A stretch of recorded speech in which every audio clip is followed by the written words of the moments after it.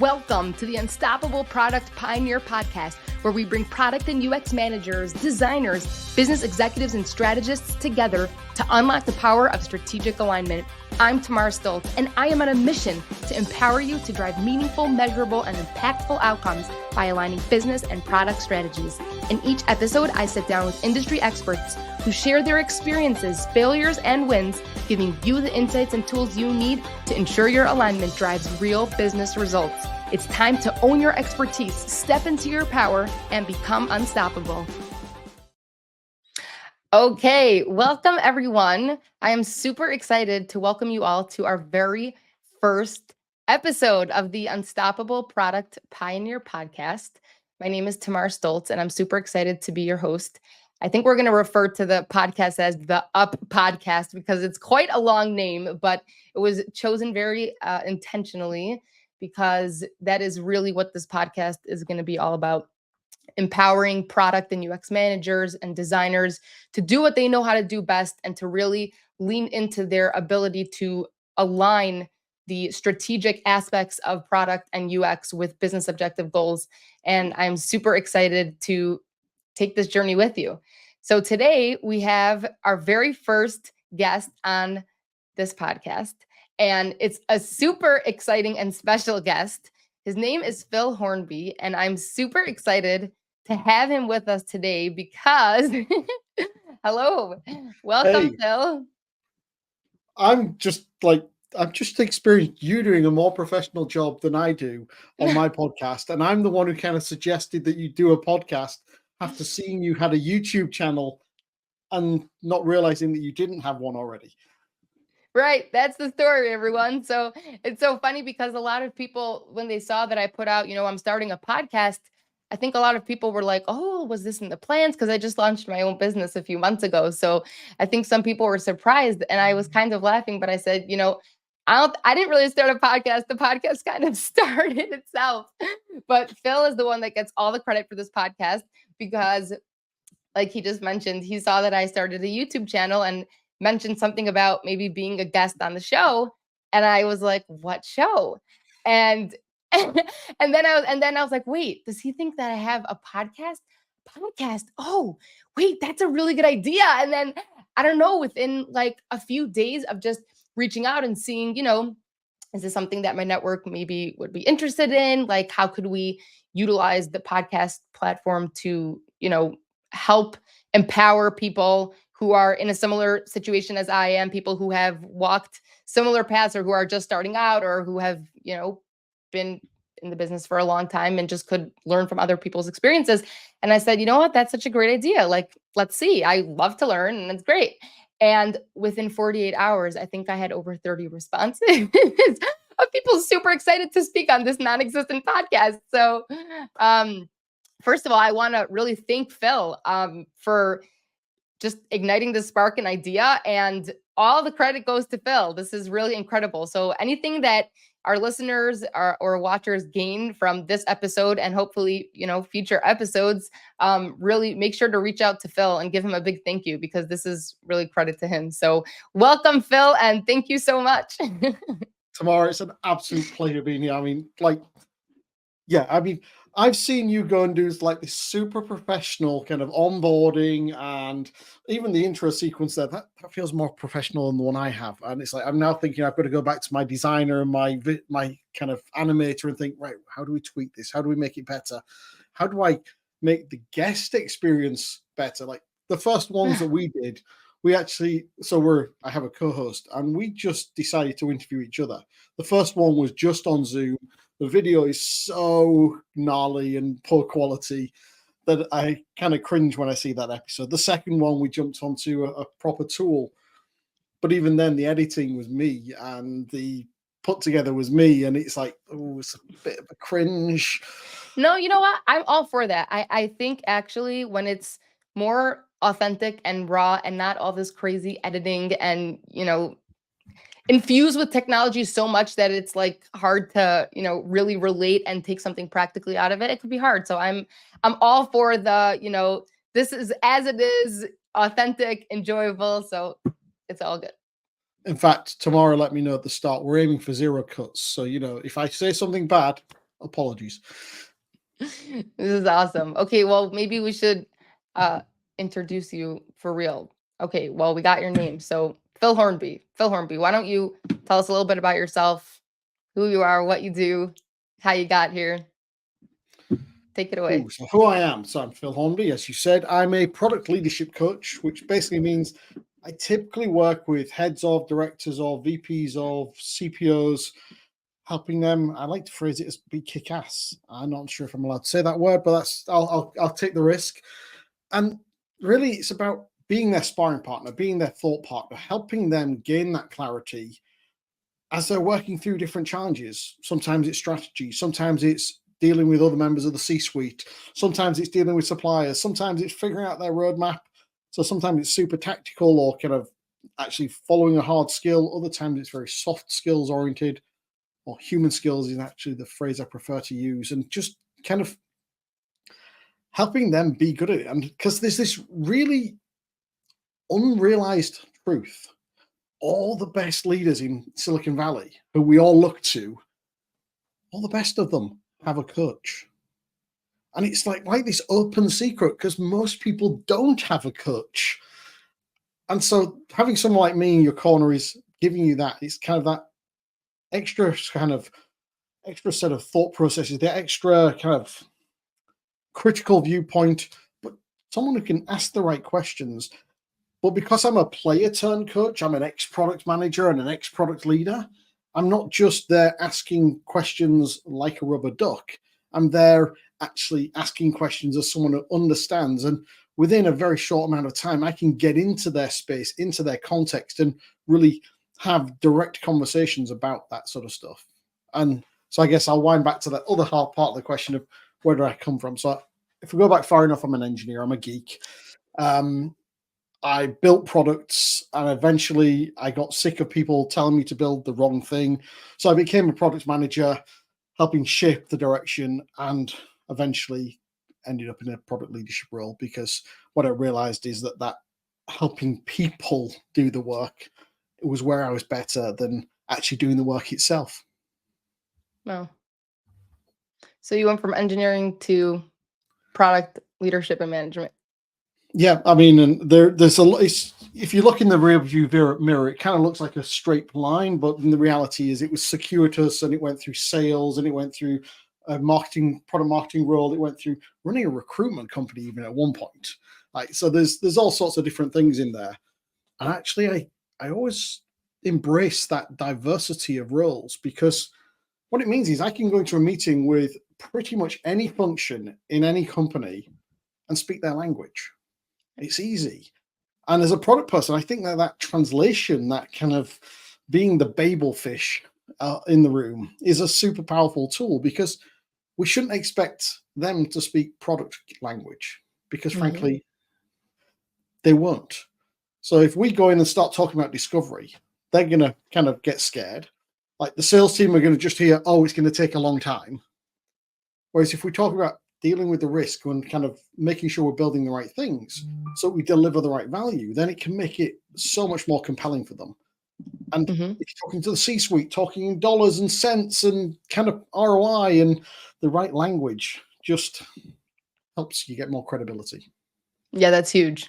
That's really huge. I would love to like take a deep dive into that a little bit more because I think that's something that so many, for sure, designers just starting out or even a few years into it, um, as designers, product, UX, whatever it is, there's so much insight that a designer could have into the end user and what the end user really needs. And I find that very often designers are very well versed in design language and usually are super passionate about not only the work they're doing, but helping the people that they're trying to help or service. And what ends up happening is sometimes they come to leadership or management and speak in the language that they understand and they're super passionate about it. And maybe if there was a little bit of a deeper understanding or education or exposure to phrasing what it is that they're saying in language that is better suited for management, see, so, the people that they're talking to, they might be able to get their point across better and will be maybe more understood because what they're truly saying is something that management wants to hear. It's just not being said in that way. Yeah, I mean, there's a bunch of things to unpack there. Sorry to say this, but most designers don't end up as the chief product officer, even though they directly report the same level, one below. Usually, it's a product manager, and that's usually because they bring that business understanding, that business savvy, that business communication. When in reality, they're peers, and it should be possible to go both routes. But you also find that a lot of designers start to get frustrated because they can't influence that change, and so they make this jump across into product management because there are a lot of complementary skills. There is a shift from maybe the user to the customer, which if you're in a B2C company is the same. If you're in a B2B, you've got a slightly different focus, but having to bring that commercial understanding and knowing that you've got that influence. And if you bring a design thinking and design mentality into the product work, actually it's super powerful. But you're maybe using that lens to look at slightly different content and then communicating. And so the good ones end up learning the language. Like you've only got to look at people like Josh Seiden, Jeff Gothelf. They are designers by background. They wrote Lean UX, and now kind of they're very much more positioned around talking to product people, like with Sense and Respond, and I forget the name of the new one on OKRs, but they're kind of more targeting that product management audience because they typically have that bit more influence in the organization. Not saying that's right, but that's often what happens. Yeah. Right. And would you say that when we're talking product, right? So for those who are listening, each organization is going to be structured a little bit differently, right? So, user experience, UX, sometimes we'll sit under product, sometimes it's its own thing, right? Like talking about the cross-team collaboration and just how different organizations and the hierarchy and the structure of how, different teams are interacting, collaborating, or totally siloed could definitely also play a role, right? I mean, so I want to be careful about what the word you just used. You said product. You didn't say product management. And so my company is called For Product People, and that's a specific point. It's not for product managers. To me, developers, engineering, they are product people. They are product development. Designers are product designers. Whether they're doing UX or not, if they're working in a product context, they are product people. They're a product. They're doing product work.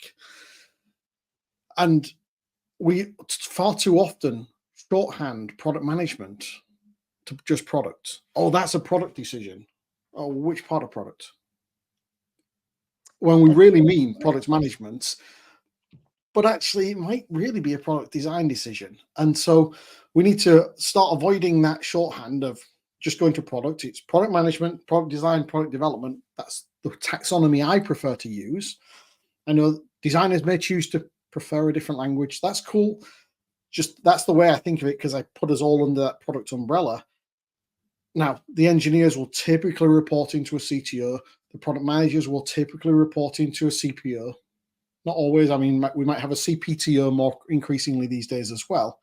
Design can sit on either side of that fence. I tend to favor it being into the CPO. It's rare to get a chief design officer, although it does happen every once in a while. And then you've got product marketing. They often will report into the chief product officer, but they might report into the marketing or revenue team as well. And so we've got this mixture of product people that aren't necessarily all under the same hat, but ultimately we're creating the customer and business value as product people. Mm-hmm. I like that a lot. I know for myself, I started out as a UX designer, and I remember asking a lot of questions so for example, I would ask my manager, how are the designs that I'm working on, this week going to affect the business objective goals for the coming quarter? And I remember my manager just being a little confused, like, whoa, like user experience designer, business objective goals, like what's going on here? But when you phrase it as product people or a product designer, I think it gives everyone a little bit more of a welcoming, more open, like curiosity of, wait, a product designer. Okay, so the word product is there. So they're also part of, like, this person's also a contributor and has valuable insights, to add to our product. And it's not Yeah. just a designer who makes things look pretty, but it's someone who actually has value to add to the product and to the business. So I like that terminology because I feel like it kind of puts us all under the same umbrella and gives value to maybe positions within a company, a developer, a designer who maybe are not valued when it comes to business and product strategy decisions. To me, in any product work, you have those three core peers in the creation of the value of you have design, development, and management. And those three things go together to create it. Now there's a whole other side of the house on go-to-market that we can worry about, but without those three working together as peers, like none of those functions are in charge of each other. They're working together, they're collaborating to create this value. They're looking from different angles. Like I was at an event over the weekend and I was stressing that as a product manager, I'm looking predominantly at two things. Is it viable and is it valuable? And value is customer value and viable is business value. So it's like, am I creating value for my customers? Am I creating value for us? I'm expecting my design partner to bring the perspective of user value. Am I creating value for users? Which sometimes is exactly the same as the customer, but more often than not isn't. Mm-hmm. Even in B2C, it's not always the case. And then I'm expecting my development partner to bring the feasibility. Can we actually build this? What's the best way of building it? And by bringing those together, that's how we create customer, business, user value at scale. And as Marty Kagan would like to say, in ways that are only now possible. Like that's the great bit about working with great engineers. They bring the new ways of doing things that are going to enable you to deliver new value that you couldn't deliver before. Yeah. And that's all about bringing all those sort of parts of the house together. Right. That's awesome. That's really awesome. So I want to spend a few minutes talking to our listeners and viewers who might be feeling like, okay, this all sounds really nice. And in a perfect world, I would love to be able to create an environment like this within my company. Or I've been screaming till I'm blue in the face trying to, somehow incorporate some of what you're saying, Phil, but there's just no way. No one's listening to me. No one cares about me. Like, I don't know what to do. So is there, can we talk to a little bit this, this feeling or these thoughts that some of our listeners might have? And I guess following that, is there something practical that we could talk about or explore, something small for someone who is finding themselves in this situation to try to implement? So the short answer is it's hard. There is no silver bullet. Let's be absolutely clear about this. It depends on your influence and your power within the organization and the leadership, because ultimately culture flows from the top. No matter how much we talk about empowered teams and this sort of thing, if leadership doesn't empower them, doesn't get out of the way, it doesn't happen. Right. And so there's got to be that kind of flow from the top. And so sometimes you're going to find yourself in an organization that doesn't believe in it. And frankly, you might have to just make the choice of saying, because we all have to get paid, right? I'm going to deal with this in work and I'm going to get my fulfillment and enjoyment elsewhere. It's not great. It leads to burnout. It's not fun to be in, but sometimes you have to put up with it to pay the bills for a while. That's an awkward truth. And I do think that millennials and Zoomers, and I'm going to play the generation card here, do not necessarily accept kind of dealing with that quite so much as Gen X, like I did. Like you just sucked it up and got on with it. And that wasn't great. You didn't enjoy it all the time, but you paid the bills. But what you're trying to do is find those cracks to just make things that little bit better. Like, where can I exercise agency? And that's a key word here. There are certain things that you can't change, that you can't control, but find those areas where you do have agency. for example, if you're a designer and you're wanting to do more discovery, more kind of upfront UX work, maybe you can't do it on everything. Maybe you've just got to take the hippo's opinion on this thing over here, this big one, but you can find a small one that you can move forwards and do some good practice on, and then demonstrate the value that you're creating through it. Because there's nothing better than showing the results to get people on board. So kind of finding those ways to kind of move something forwards, but maybe just deal with the fact that you've been told what to do elsewhere. It's not fun. I'm not even pretending that that's a great place to be, but sometimes it's the reality. I mean, there are, in the last sort of 2 years, the pressure on businesses and the people in the businesses has gone through the roof. It does feel like it's starting to slowly get a little bit better, but it's hard work. Companies are desperately trying to find profitability where in the past money was cheap, and so they could focus on growth instead. And growth is easier, frankly, than finding profitability. You sell it cheap enough and most people will buy it. And so you can kind of always talk about the mythical, in the long term, the scale effects will give us profitability, but you might not actually get there. Right.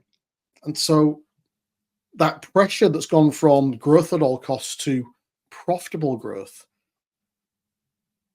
changes the dynamic. And it's particularly because there's a lot of pressure put on the sales organization to go and get that growth. And salespeople are naturally super persuasive. And so if they go out there and find someone saying, well, if we just add this thing, they'll buy.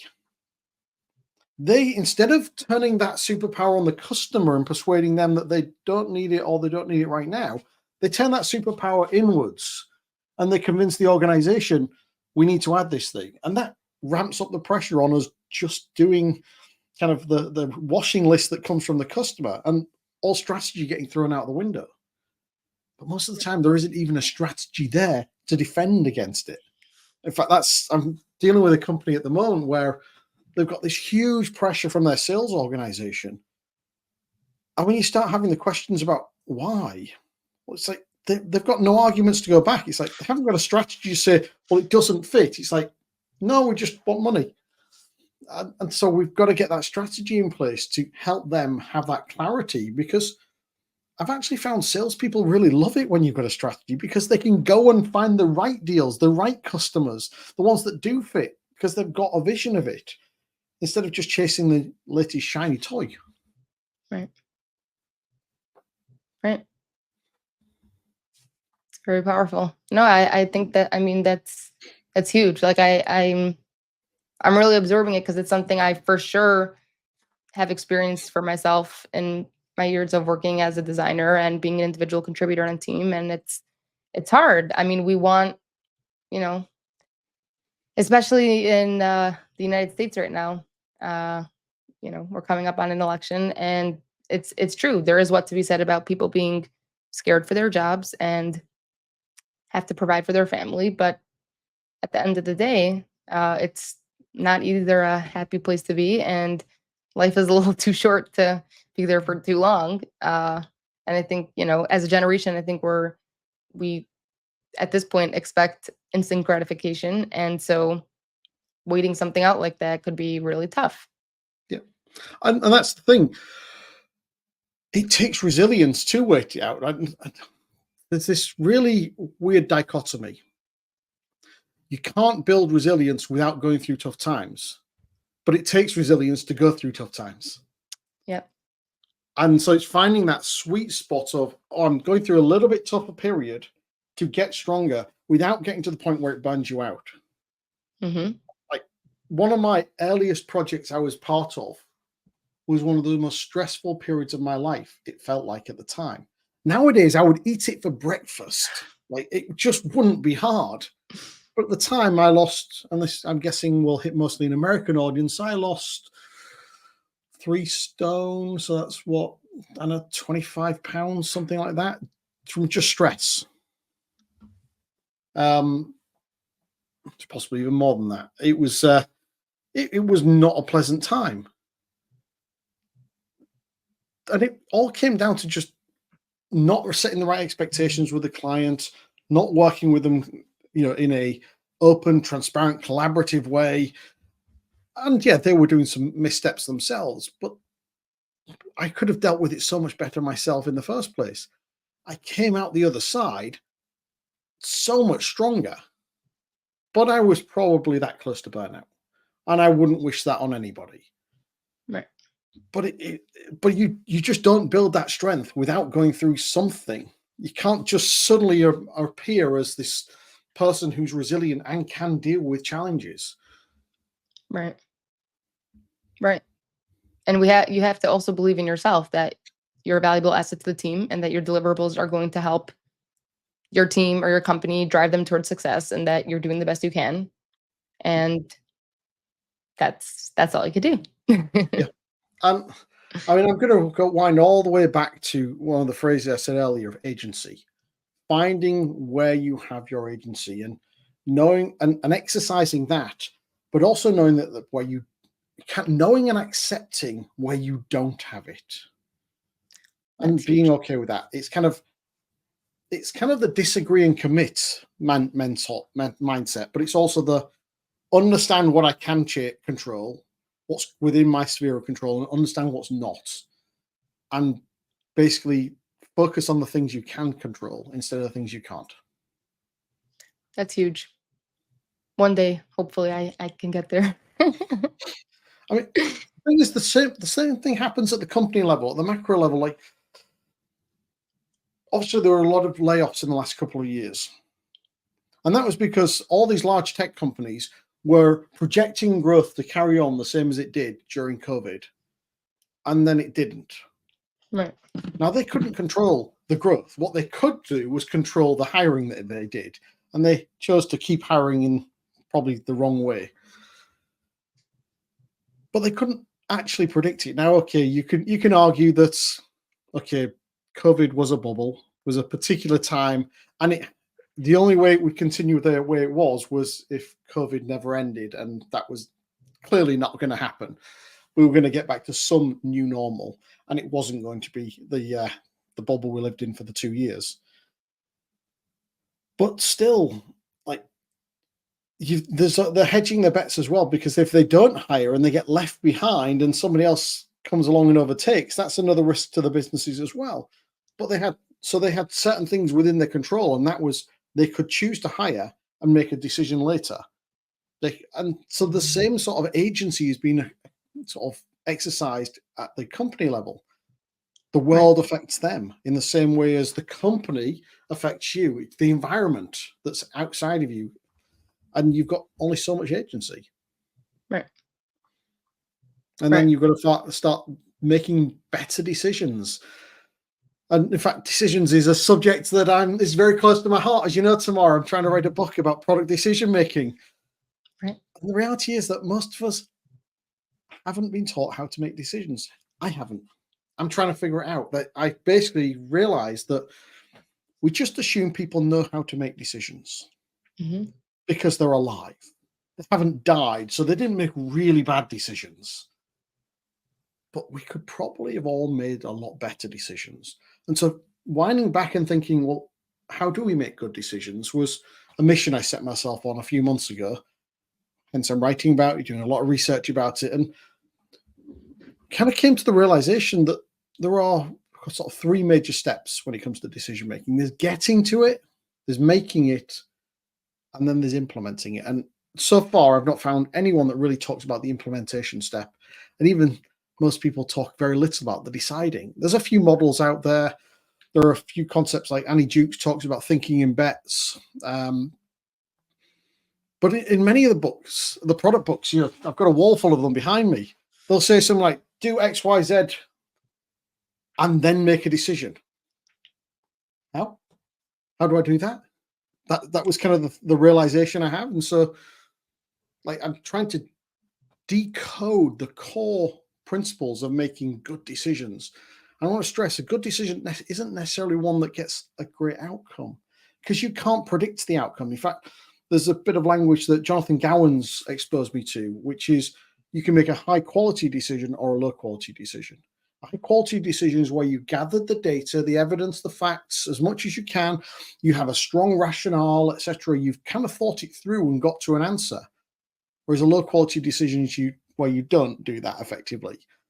And the problem is that the next day, new information comes in, and even that high quality decision can lead to a bad outcome, or you missed something, you didn't know something, or you made a bad rationale, but you still made a high quality decision. And the probability of a high quality decision leading to a good outcome is a lot more than a low quality decision leading to a good outcome. And so we're trying to kind of focus much more on making good quality decisions that are more likely to lead to better outcomes, because in the long term, the number of decisions we make, it'll stack up, versus judging how we made the decision based on the outcome that actually comes from it, because you just can't guarantee. Right. That's so awesome. Wow. That's amazing. So, okay, we discussed so many incredible different ways for people to understand, okay, this is where I'm at. I have to know what I have control over and what I don't have control over, and being able to accept that and be okay with that, which in and of itself is huge. I think in life in general, there's so much we wish we can control. And if we just were able to master that, there are some things I don't have control over, and accepting that and being okay with that, I think there would be a lot Let's more be honest, happier people in the is world. one of those. You're going to vote, but you can't actually control it. It's going to happen, and then taxis are going to go a particular way, and you can have an input to it, but life, Right. you can't control it. Right. But just finding those places, those small areas, small cracks that you can stick yourself in and try to provide value and have your voice be heard, is really big. And just, being able to focus on that.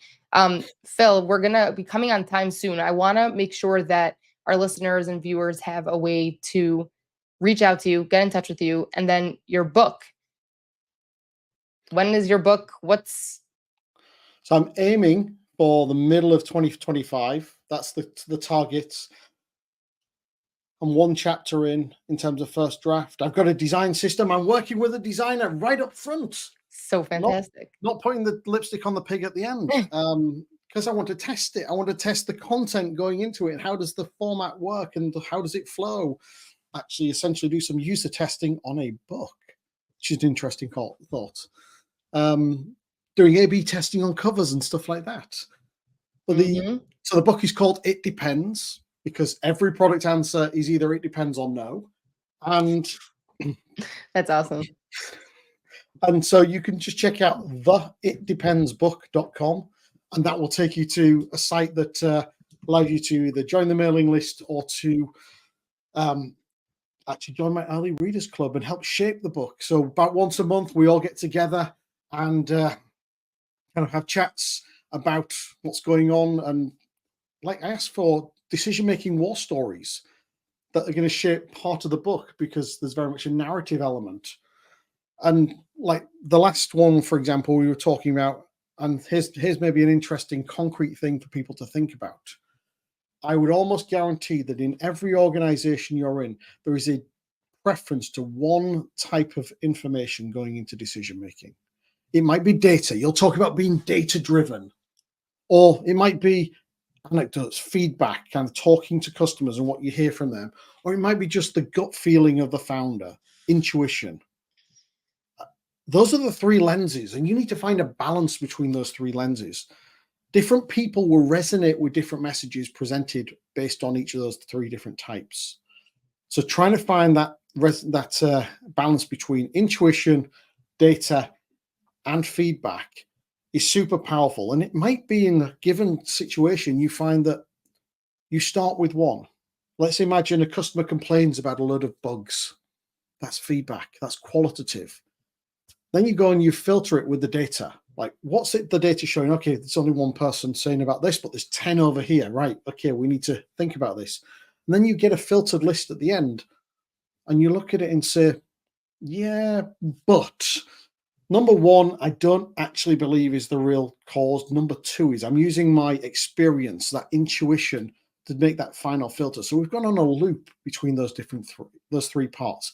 And then we can tell that story and communicate those three different aspects. That might help us get a bit more agency back as well, because we're communicating to all three ways, and the different stakeholders will listen to the different elements. That's awesome. That's so fantastic. I feel like we need a visual. I'm seeing I have one I'm here. working on, but it's not quite finished yet. Okay, awesome. Amazing.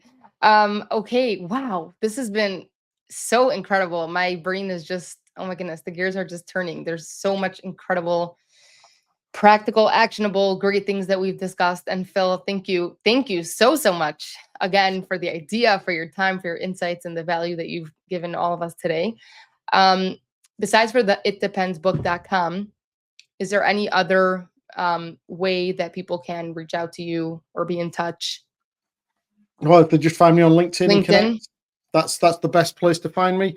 Or For Product People, that's 4 as in like 4 dummies, not the number 4. 4productpeople.com will get them to me, and find my site. I'd love to speak to anyone who's interested in the coaching space, or not the coaching, the product space.